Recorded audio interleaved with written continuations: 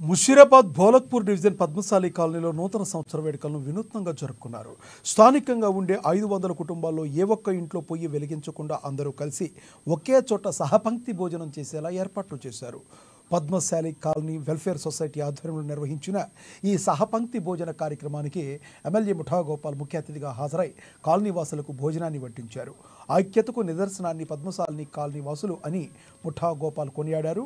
పండుగలు శుభకార్యాలను కలిసికట్టుగా జరుపుకుంటూ ఆదర్శంగా నిలుస్తున్నారని తెలిపారు.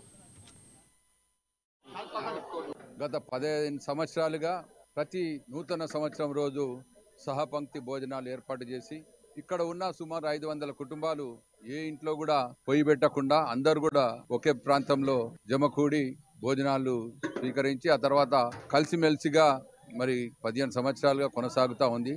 ఇదే కాకుండా ప్రజలకు కూడా బీద ప్రజలకు కూడా ఈ రోజు మరి నూతన సంవత్సరం రోజు వాళ్ళకు కూడా ఆనందం పంచాలనే విధంగా వీళ్ళు ఏదైతే తింటున్నారో అవే మరి వంటకాలు కూడా వాళ్ళకు కూడా వడ్డించి వాళ్ళకు కూడా సుమారు 2000 మందికి అన్నదానం ఏర్పాటు చేసి నిరంతరం పద్మశాలి సంఘం వెల్ఫేర్ అసోసియేషన్ వాళ్ళు చేస్తూ ఉన్నారు.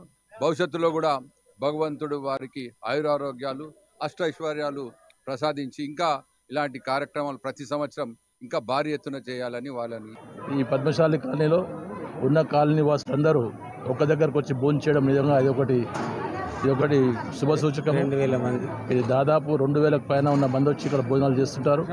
మరి కార్యక్రమం నిన్న మొదటితో కాకుండా గత 15 సంవత్సరాల నుండి నిర్విఘ్నంగా కొనసాగిస్తున్న పద్మశాలి సోదరులకు కూడా నేను ప్రత్యేక స్పెషల్ థ్యాంక్స్ తెలియజేస్తూ, ఇదే కాకుండా ఎలాంటి కార్యక్రమాలు వచ్చినా కానీ ఎలాంటి పండుగలు వచ్చినా కానీ మరి ఎక్కడ చాలా పెద్ద ఎత్తున పూజలు చేస్తూ అన్నదాన కార్యక్రమాలు చేస్తూ అందరినీ ఎంతో ఆదుకుంటున్న, అందరికీ ఎంతో గౌరవిస్తున్న పద్మశాలి కాలనీ సోదర సోదరి మనకు ప్రత్యేక తెలియజేస్తూ వాళ్ళు ఇదే విధంగా కార్యక్రమం కొనసాగిస్తూ వాళ్ళు అన్ని రంగాల్లో పైకి రావాలని భగవంతుని కోరుకుంటూ, మీరు చేస్తున్న వ్యాపారాలు కానీ మీరు హెల్త్ పరంగా పొలిటికల్గా అన్ని రంగాల్లో అభివృద్ధికి రావాలని భగవంతుని కోరుకుంటాను.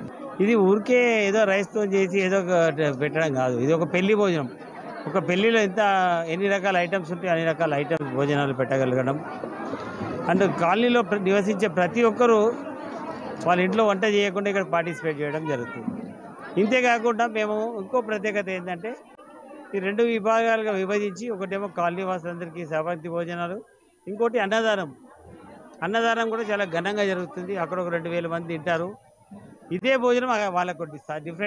డిఫరెంట్ ఐటమ్స్ కాదు, సేమ్ ఐటమ్స్. దాదాపు 10 రకాల ఐటమ్స్ 12 రకాల ఐటమ్స్ కలిపి చేయడం ఆనవాయితీ. ఇందులో వివిధ రాజకీయ నాయకులను మరియు గవర్నమెంట్ ఉన్నతాధికారులు అందరినీ ఇన్వాల్వ్ చేసి వాళ్ళందరూ కూడా పార్టిసిపేట్ చేస్తారు.